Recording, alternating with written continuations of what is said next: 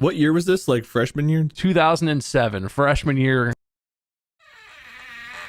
So I come in from winter break. I open the door and, Bob's there. And I'm just like, let's loft the beds. Like, I don't think I said hello first. I think I walked in the door and was like, you want to loft? You want to put the beds in on top? Bunk them? You want to bunk the beds? Well, we'd have so much more room for activities that way. I know. God, that movie hadn't even come out. I know. That's exactly what we were doing. We wanted room for activities. Like, we need more space for when people come over, when we have all these parties. Obviously. We're cool guys. You guys throw a lot of parties after this? Yeah, sure. Yeah. God, we definitely threw at least one.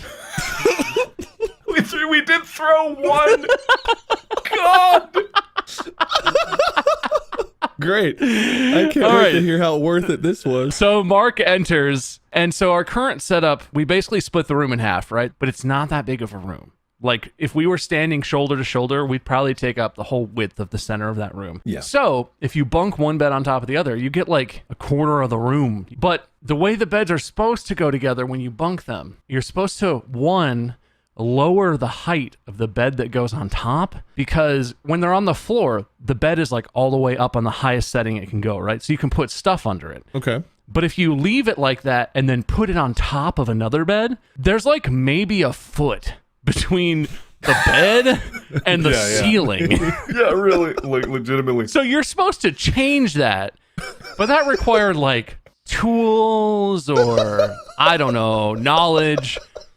We didn't know how to do that, so we didn't do that. Of course not. So we're looking at this and we're like, yeah, I don't think we can't adjust your bed. I think, and Mark is like, that's fine. I'll sleep up high.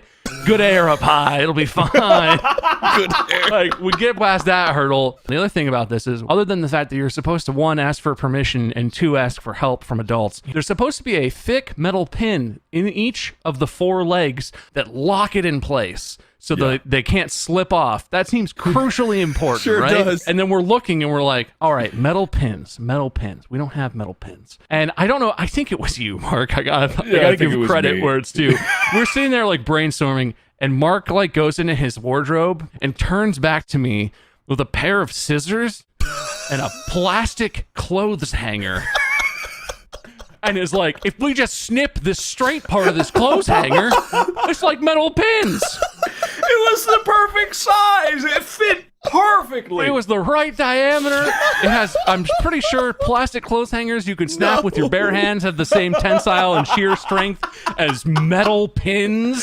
So like, yeah, he looks at me, and of course he holds up the scissors and then the thing, and I look at him and I'm like, perfect. How big do you think they need to be? Let's do this. No hesitation at all. Oh, Jesus. Yeah. Oh. And my favorite part of this whole thing, we eyeball them to the same-ish length, set them all in.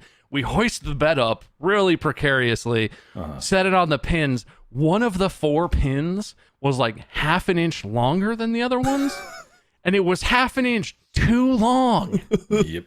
So the bed, the weight of that corner of Mark's bunked bed, which is now like 10 feet off the ground, the weight of that bed is sitting on the plastic clothes hanger. And we sort of like, I don't remember the conversation, but we looked at it for maybe a second, like 10 seconds total.